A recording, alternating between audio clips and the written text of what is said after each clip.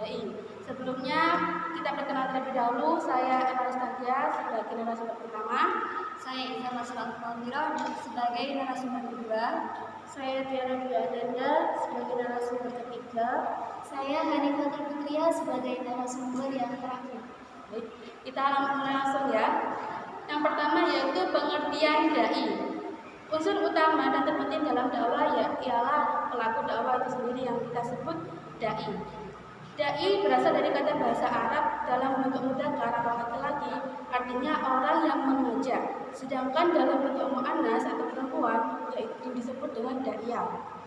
Dalam Kamus Besar Bahasa Indonesia, dai artinya orang pekerjaannya berdakwah atau pendakwah.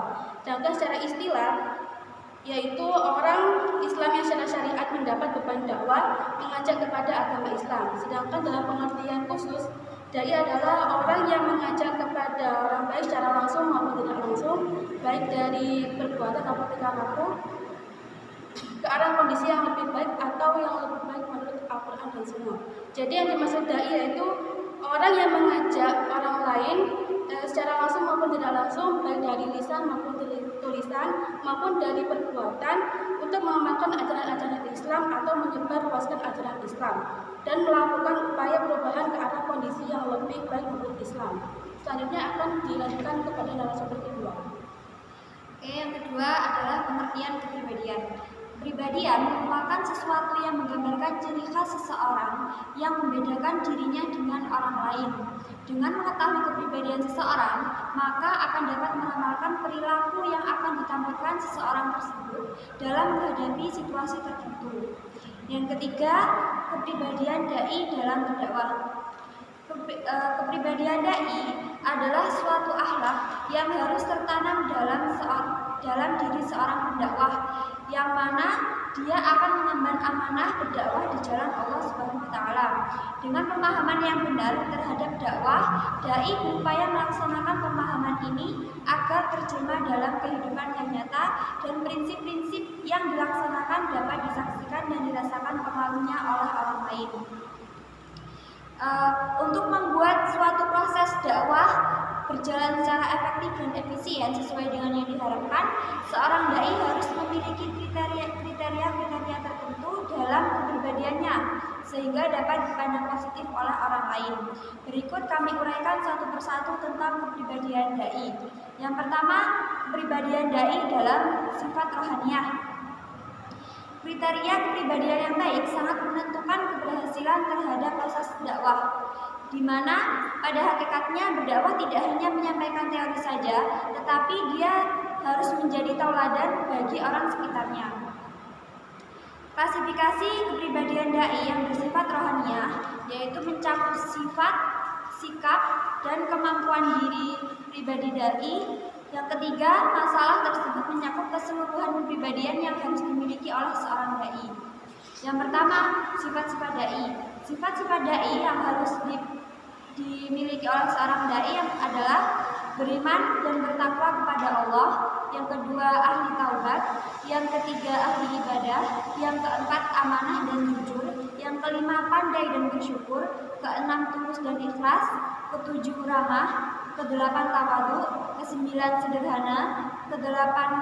Kesepuluh, tidak egois. Ke-11, sabar. Ke-12, tawakal. Dan ke-12, terbuka. Selanjutnya, sikap seorang dai. Sikap dan tingkah laku seorang dai merupakan salah satu faktor penunjang keberhasilan dakwah. Oleh sebab itu, dai harus memiliki sikap yang sebagaimana: yang pertama, berakhlak mulia; yang kedua, menjadi tauladan yang baik; yang ketiga, disiplin dan bijaksana; yang keempat, waroi atau berwibawa; yang kelima, berpandangan luas; yang keenam, berpengetahuan cukup baik dalam pengetahuan agama Islam. Dilanjutkan pemaparan ketiga. Baiklah, saya lanjutkan kepribadian yang bersifat jasmani. Jadi untuk yang pertama, seorang dai ketika berdakwah haruslah sehat jasmani, karena di mana akal yang sehat maka akan terdapat pada badan yang sehat. Dan yang kedua, haruslah berpakaian sopan dan rapi, karena kewibawaan seorang dai dilihat dari pakaian. Ketika pakaiannya rapi, maka dia dianggap sebagai dai yang berwibawa dan sopan. Lalu kemudian Ahmad Mubarak dalam psikologi dakwah menambahkan bahwa seorang dai juga harus memiliki beberapa kemampuan. Di antaranya adalah kemampuan berkomunikasi, baik melalui lisan, tulisan ataupun perbuatan. Karena kesuksesan seorang dai itu dilihat dari manakala dakwah tersebut dapat dipahami oleh mad'u. Dan yang kedua adalah pemberani. Nah, di sini yang dimaksud pemberani adalah keberanian yang diperlukan seorang dai untuk menyuarakan kebenaran jika ia dihadapkan pada berbagai tantangan. Entah itu tentang sosial, ilmu pengetahuan, kebudayaan, ekonomi, atau bahkan militer. Di samping yang telah disebutkan di atas, seorang juru dakwah atau dai harus memiliki sikap mental yang baik, dan ini harus betul-betul terrealisasi dalam kehidupannya sehari-hari. Sikap mental ini antara lain adalah memiliki kecintaan kepada ajaran Islam tentunya. Yang kedua, lemah lembut terhadap mad'unya agar mereka senang dan mau menerima pesan-pesan dakwah yang disampaikan oleh dai. Yang ketiga adalah bersikap sabar dan optimis dalam berdakwah. Selanjutnya, menggunakan cara yang baik dan benar dalam berdakwah. Dan sebagai seorang dai yang menyeru kepada Allah, hendaklah didasarkan pada kepribadian berikut ini. Yang pertama, selalu mengingat dan mengagungkan Allah Subhanahu wa taala. Kemudian supaya membersihkan pakaiannya, baik pakaian jasmani maupun rohani. Selanjutnya, supaya menjauhi perbuatan tercela. Yang selanjutnya adalah ikhlas dalam menjalankan tugas dakwahnya, dan yang terakhir adalah bersabar dalam melaksanakan tugas dakwahnya. Baik, dilanjut kepada pemateri selanjutnya. Baiklah, selanjutnya kepribadian dai yang berhubungan dengan mad'u. Di sini ada beberapa label kepribadian dai atau penyuluh agama yang berhubungan dengan mad'u. Antara lain, yang pertama, penerimaan dan kepedulian. Penerimaan sebagai salah satu sikap dasar dai mengacu pada kesediaan dai memiliki penghargaan tanpa menggunakan standar ukuran atau persyaratan tertentu terhadap individu sebagai manusia atau pribadi secara utuh. Penerimaan menurut Laila di sini itu ada dua hal, yaitu yang pertama, kesadaran untuk menghargai perbedaan individu dari orang lain dalam semua jenis atau macam cara. Yang kedua, kesadaran bahwa pengalaman tiap-tiap orang adalah sebuah pola yang kompleks dari berjuang, berpikir, dan merasa. Kemudian yang nomor dua yaitu pemahaman.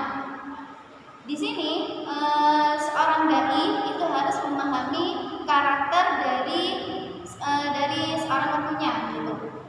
Entah itu dari menyelami dari tingkah laku, pikiran, maupun perasaan dari mad'u tersebut. Kemudian yang nomor tiga yaitu kesejatian dan keterbukaan. Kesejatian pada dasarnya menunjuk pada keselarasan yang mesti ada dalam pikiran dan perasaan seorang dai dengan apa yang terungkap melalui perbuatan ataupun perkataannya. Kemudian keterbukaan, yaitu merupakan kualitas pribadi dai yang dapat disebut sebagai cara dai mengungkapkan kesejatiannya. Selanjutnya nomor 4, mendengarkan dengan baik. Nah, seorang dai itu harus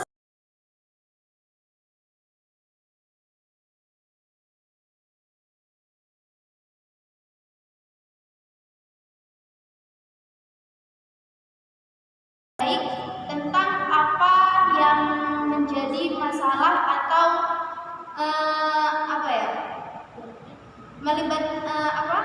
permasalahan seorang mad'unya. Selanjutnya yang E, hubungan kepribadian dai dalam keberhasilan dakwah.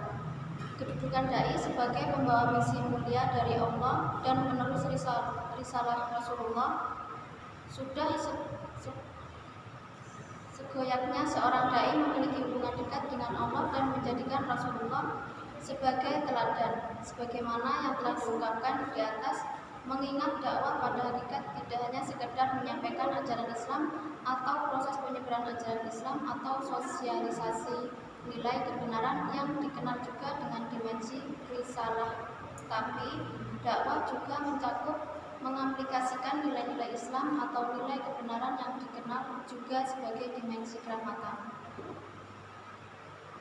Dalam proses penyampaian dan pengalaman ajaran Islam, dai memiliki peran strategis untuk menentukan keberhasilan tujuan dakwah yang disembatnya. Selain memiliki ilmu pengetahuan yang luas serta keterampilan profesional sebagai seorang dai, integritas kepribadian dai juga akan menjadi hal penting yang menentukan keberhasilan dakwah seorang dai. Seperti pertanyaan Hamka yang dikutip oleh Asumi Syukir yang mengemukakan bahwa jayanya atau kesuksesannya suatu dakwah sangat tergantung pada pribadi pembawa dakwah itu sendiri, yang sekarang lebih populer kita sebut dai. Pernyataan tersebut menunjukkan bahwa kepribadian seorang dai akan menjadi salah satu faktor penting untuk menentukan keberhasilan dakwah. Oleh karena itu, kepentingan bagi seorang dai memiliki sikap dan integritas yang sesuai dengan tuntutan Islam, sehingga dai dituntut untuk memiliki ketuhanan pribadi yang menuntut Syakir kutub dalam buku Al-Ilyas Ismail bahwa integritas menunjukkan pada sikap konsistensi dan persesuaian mubakoh antara kata dan perbuatan dan antara keduanya. Dengan hati nurani, dalam integritas itu terkandung makna kejujuran atau as-siddiq dan konsisten atau al-istiqomah dalam memperjuangkan kebenaran. Selanjutnya, menurut Hamkah yang dikutip oleh Hafi Ansori tentang gambaran kepribadian yang harus diperhatikan oleh seorang dai antara lain, yang pertama, hendaknya seorang dai membulatkan tekad dengan niat semata-mata mengharapkan ridho Allah serta sadar terhadap apa yang disampaikan. Yang kedua, seorang dai harus teguh pendirian, jauh dari sifat riya, sum'ah, ujub, dan tidak mudah putus asa serta jauh dari sifat-sifat tercela lainnya. Yang ketiga, mengerti tentang pokok Al-Quran dan Sunnah dan juga memiliki pengetahuan tentang ilmu jiwa, masa, serta adat orang hendak tidak baik. Yang keempat, dai harus memiliki sifat lembut, tawadhu, pemaaf, tapi disegani dan peduli terhadap lingkungan. Yang kelima, dai harus menghindari pertentangan dan perdebatan. Yang keenam, dai harus dapat menjadi teladan yang baik dan memiliki keutamaan dan akhlak. Penjelasan di atas menunjukkan bahwa sifat dan kepribadian seorang dai yang sering disebut juga integritas menjadi hal penting untuk mendukung proses kegiatan dakwah yang dapat mempermudah tercapainya tujuan dakwah. Tidak bisa dipungkiri bahwa dai memiliki peran sentral dalam kegiatan dakwah, karena di antara unsur yang lain, dai memiliki posisi urgen yang akan menjadi motor pergerakan dakwah. Jika diteropong dengan psikologi, kepribadian dai sangat berhubungan erat dengan keberhasilan atau kesuksesan kegiatan dakwah. Dalam melaksanakan kegiatan dakwah akan banyak cobaan yang dihadapi oleh juru dakwah. Oleh karena itu, selain mesti memiliki pengetahuan yang luas dan kompetensi profesional yang integritas kepribadian yang tangguh, dai akan menjadi penting mempengaruhi kesuksesan suatu dakwah. Sekian dari presentasi kami mengenai tiba-tiba